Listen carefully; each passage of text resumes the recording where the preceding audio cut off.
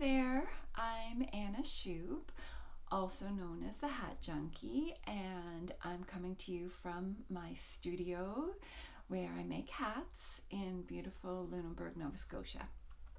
But today I'm not going to talk about hats. I'm going to tell you a little bit about this shawl that I made.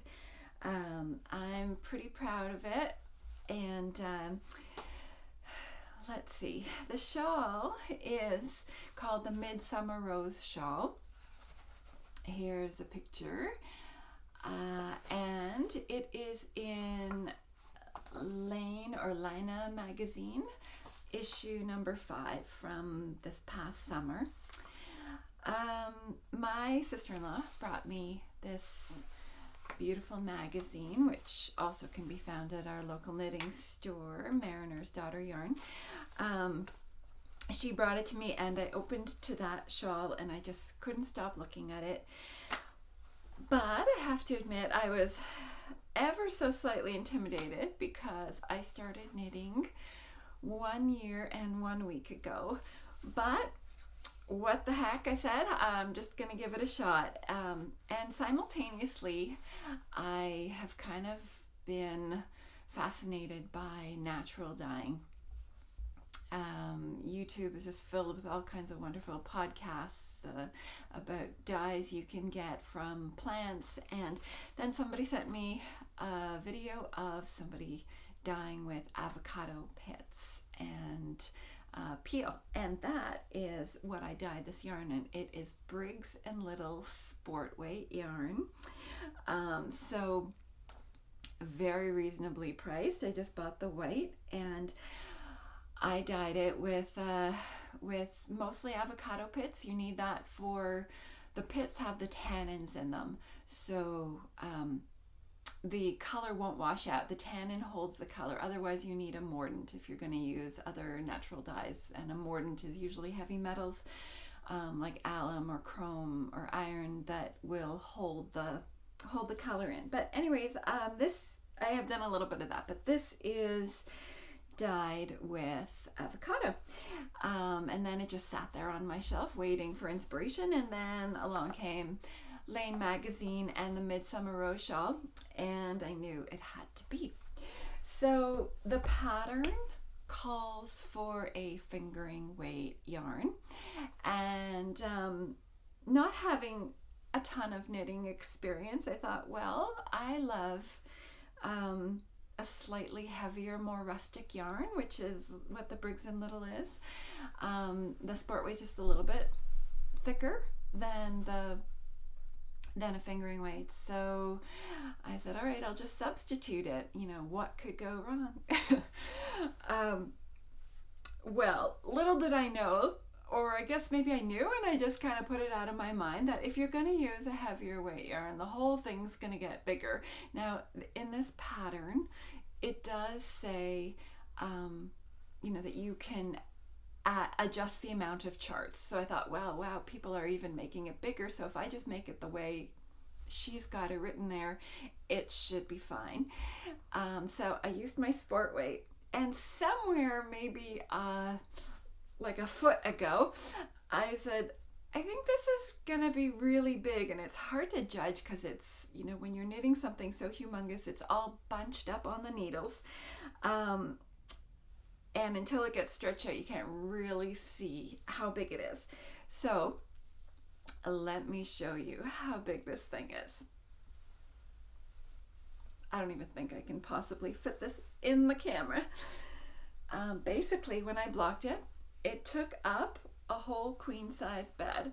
So we will keep going and keep going, and a little more, and a little more.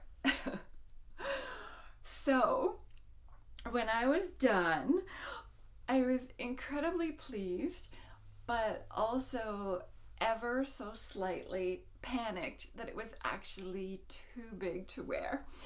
And after I blocked it, I stood in front of the mirror, stood up on my son's piano bench, and stood there in front of the mirror and tried to figure out, how the heck do you wear this thing? So here's what I have come up with, because if I were to wear it just as a regular kind of granny shawl style, I can't even show you. It goes down to about 3 inches below my ankles. Above my ankles, sorry, not below. So here's what I've come up with. If I take one end and I make it a little shorter, and then I just start to wrap and wrap, and oh my goodness, okay. It's a little bit unwieldy, but there we go. That is something like it. And this morning I said, all right, it's 0 degrees. I'm gonna go test this. I put this over a sweater and I went to walk my dog, and I had started by, I found a pin and I put the pin there, and then suddenly I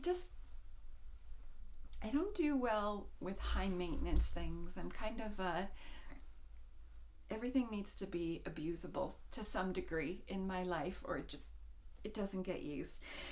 So I started with the pin, and then the pin was driving me nuts. So I took the pin off, and I was worried that it was just going to fall off, but it didn't. It was great.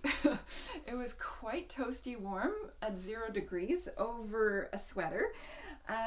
And because it's this rustic yarn with all those little, I don't know what you call them, the things that would felt, you know, it's kind of a little prickly.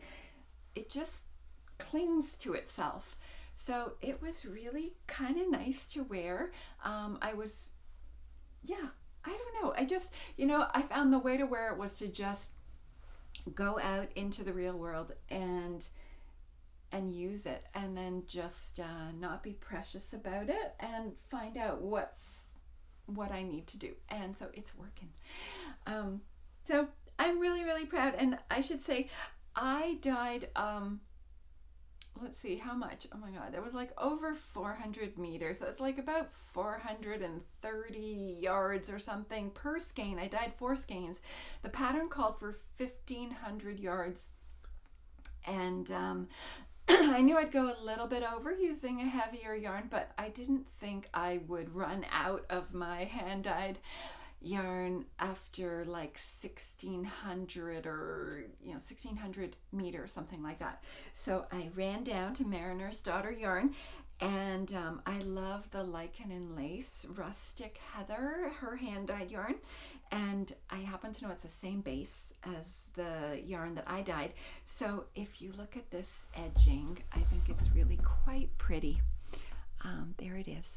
So it went very well with my avocado dyed yarn and made a kind of really pretty scalloped effect on the scalloped edging. So I'm very, very proud of my shawl. I don't think I'd ever knit anything like this again.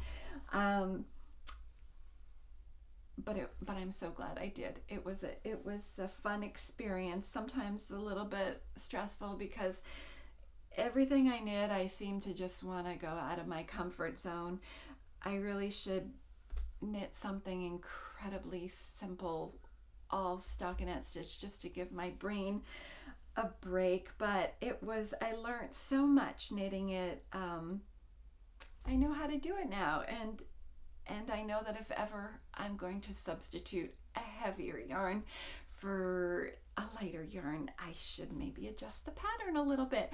But I'm pleased, I'm very pleased, and I will wear it for the rest of my life, and then I think I'm gonna have to think of who to bequeath this to when I go, because it can't go to a thrift shop.